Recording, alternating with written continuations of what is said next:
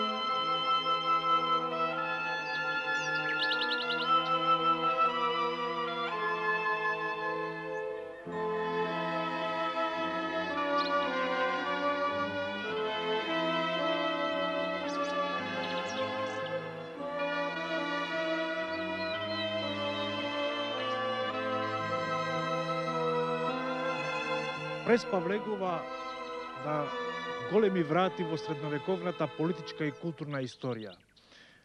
Во крајот на 10 век, најмоćниот балкански суверен, цар Самуил, поглаварот на македонските словени, ја лоцира својата престолнина на Преспанското езеро и тука ја подига својата катедрална црква Свети Ахили, огромна базиликална граѓевина, денес во Урнатини. Подоцна, во власта на византиците, Преспа е под директна доминација на Охридската архиепископија и во катедралниот некогашен храм на Самуил, во Свети Ахили, Охридските архиепископи ги одржуваат своите големи синодни седници. Поглаварите на Охрид, како Теофилакт и неговите современици, ја држат Преспа како своја област на директна ингеренција и во крајот на 12 век, во условите на византиска доминација, тука, во 1191 година, еден од велможите или високодостојниците на овој регион ја посветува својата црква на Свети Ѓорги како светител, покровител на војниците од средниот век.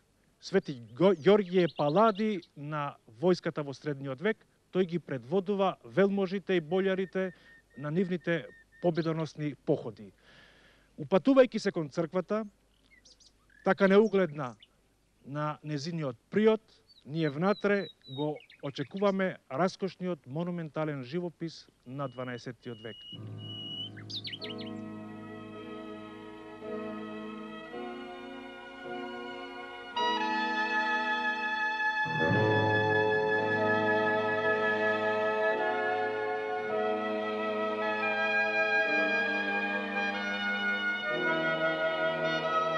Живописот од Курбиново, заедно со фреските од црквата во Нерезика и Скопје, ги осветлува основните патишта во животот на формите што под името на комнинскиот стил во византиската уметност станаа доминантни не само во југоисточна Европа, туку и на широкиот простор од Русија до Италија, влијајќи во исто време и врз развојот на романската уметност во Франција и во Германија.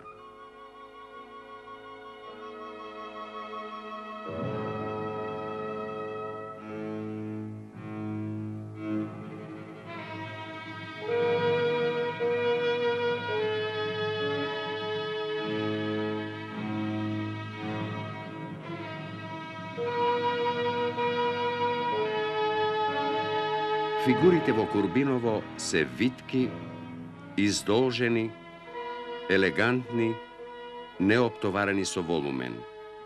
Нивното тело е подложено на вешта линеарна стилизација. Најзначајна улога во движењето на ликовите презема одеждата, чија обработка овде е доведена до кулминација.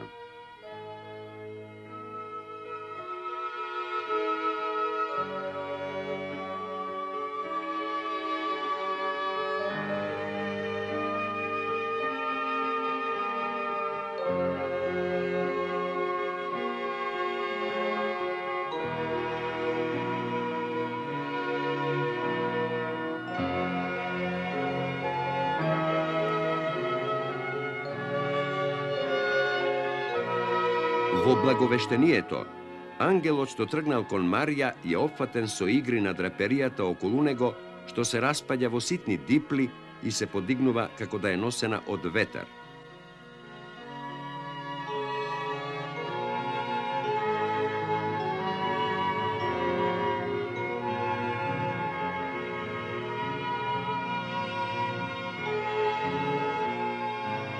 Таа ликовна карактеристика е уште поизразена во Христовото симнување во пеколот или во средбата меѓу Марија и Елисавета, каде што драперијата се извива во меандри и змиести форми. Таквите сликарски елементи се надворешен знак на внатрешната драмска содржина, на возбудата со која се опфатени главните актери на дејствието. Во тој поглед, најмногу драмски набој се постигнува во представата на Христовото вознесение, во која двете апостолски групи се наоѓаат во екстаза, понесени од појавата на нивниот учител обкружен со божествена светлина.